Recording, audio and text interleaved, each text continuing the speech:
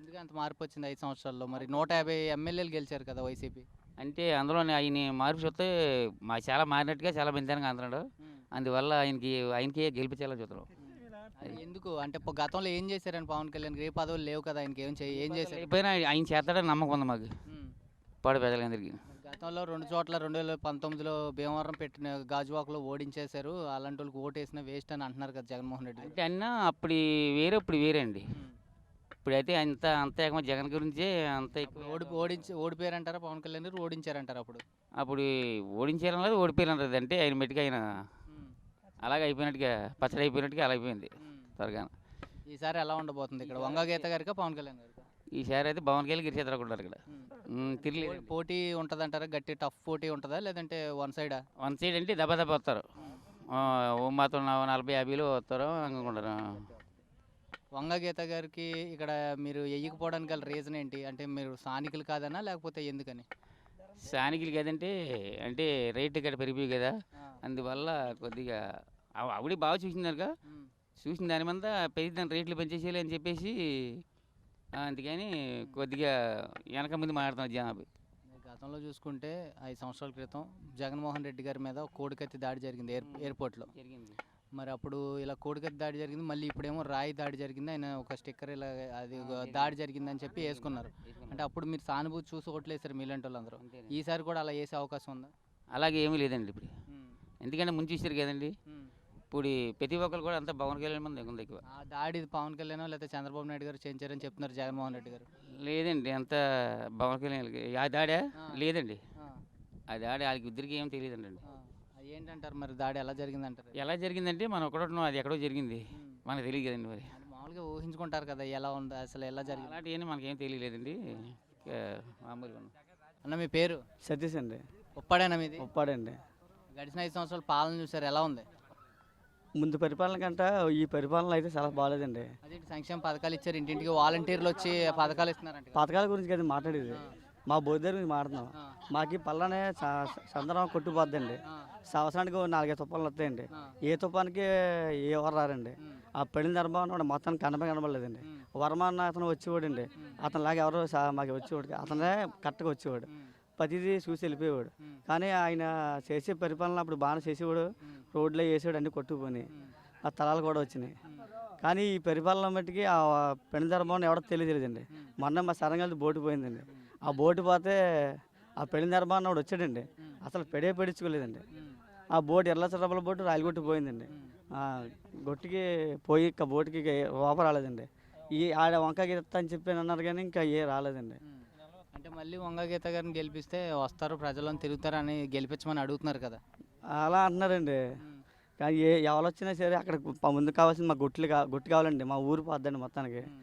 అక్కడ రాళ్ళగొట్టు వేసారు కదా, అదే ఉమ్. ఆలబార్ కడుతున్నాను చెప్పారు కదా, ఆలబార్ వేసే బదులు ముందు మాకు ఇల్లు పోకుండా గొట్టు కడితే పర్లేదండి. తర్వాత పిల్లలు చదువుకున్నారు కదండి, ఎవరికి జాబులు రావట్లేదండి. ఓకే బాబాయ్ థ్యాంక్ యూ. సంవత్సరాలు 5 సంవత్సరాలు జరిగేసాడు. ఏం చెప్తాడంటే జగన్ కూడా మట్టి వాళ్ళకి ఏం చెప్పలేదు. మరి ఇక్కడ పథకాలు ఇచ్చాం సంక్షేమ పథకాలు అంటున్నారు. ఆడే నెలకు 250 పెంచాడు ఆడు. ఆ. ఆడు 5 సంవత్సరాలకనే ఉమ్. 1000 రూపాయలు పెంచాడనమాట. చంద్రబాబు ఇచ్చింది 2 ఏళ్ళు. ఆ.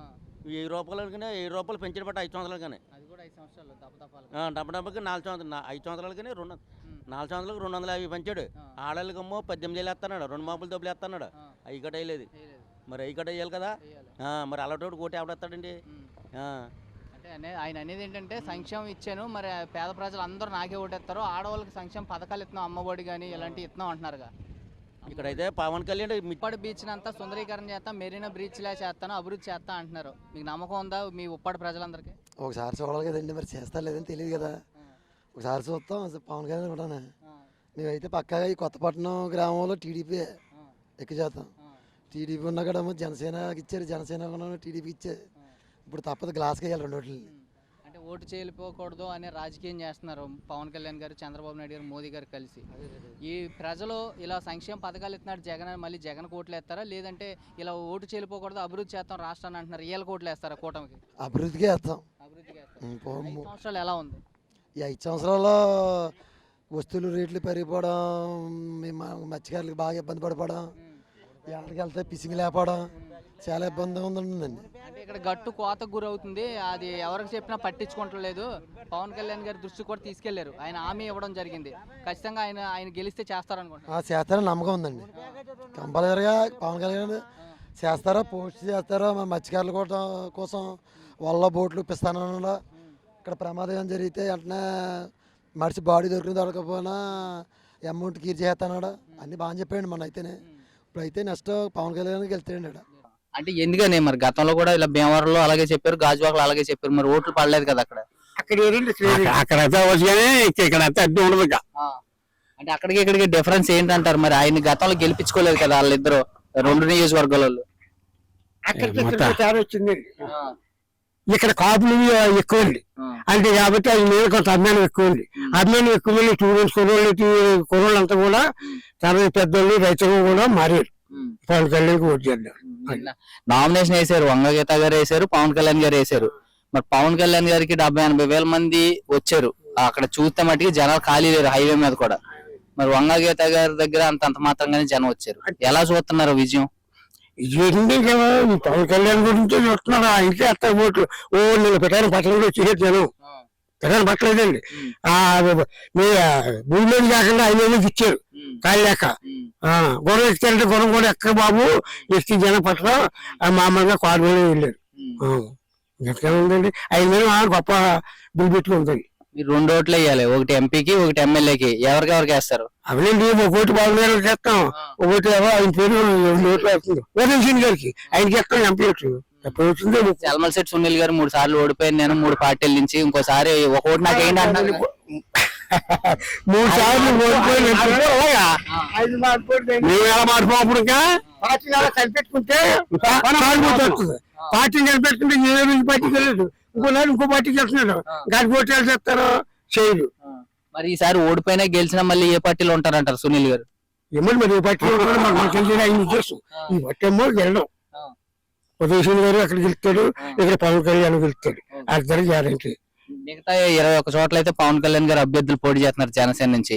అలా ఆ ప్లేస్ లో కూడా ఎలా ఉండబోతుంది? ఎలా మన చూస్తారు బాబు. అక్కడ పవన్ కళ్యాణ్ గారు ఎన్డీఏ కూటమి తరపున వస్తున్నారు కదా, చంద్రబాబు నాయుడు గారు, మోదీ గారు ముఖ్యమంత్రి అవుతాయండి. ఇలా వస్తున్నారు కదా, మరి మిగతా 21 చోట్ల కూడా గెలిపించుకోవాలంటారు, లేకపోతే పవన్ కళ్యాణ్ గారు ఒక్కడు ఉంటే చాలంటారు? పవన్ కళ్యాణ్ ఒక్కడుంటే ఎలాగండి, పెట్టిన 20 సీట్లలో కాళ్ళు కొన్నెత్తి ఇంకో రకంగా ఉంటుంది, బలం ఉంటుంది. అంతేగాని ఓ సీట్ వచ్చి 2 సీట్లు తెలుగుతుంది. ఆయనకి వస్తాయి, ఆయన మాత్రం రాకపోవడం పవన్ కళ్యాణ్ గారికి అక్కడ సీట్లు వస్తాయి, ఇక్కడ గెలుస్తాడు.